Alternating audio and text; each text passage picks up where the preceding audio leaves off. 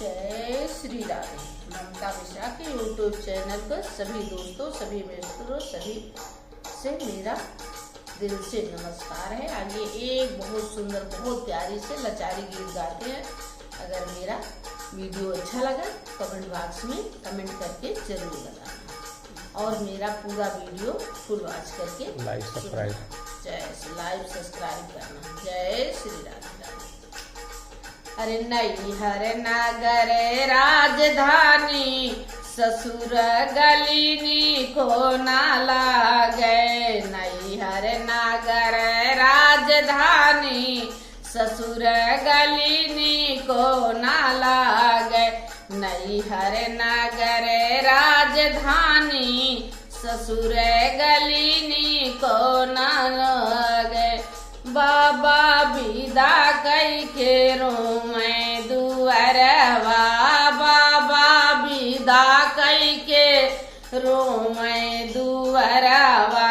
मड़े मारू मैं मम्मी रानी ससुर गलिनी को ना लागे। मड़े मारू मैं मम्मी रानी ससुर गलिनी को ना लागे।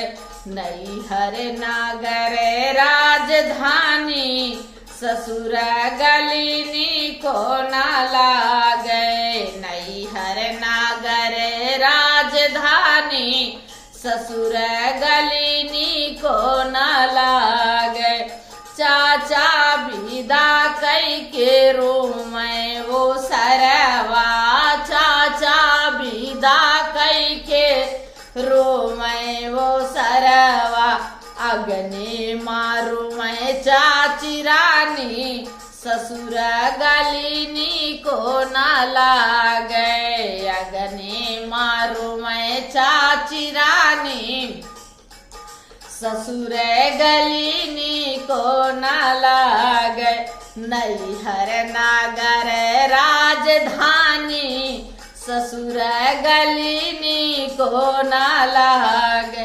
भैया विदा कई के रोमै मड़वना।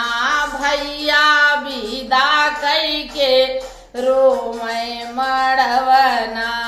अरे चूल्हिया के रोमै भाभी रानी ससुर गलिनी को ना लागे। चूल्हिया के रोमै भाभी रानी ससुर गलिनी को ना लागे।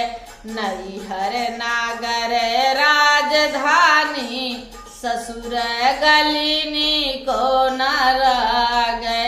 मड़े मारू मैं मम्मी रानी ससुर गलिनी को ना लागे।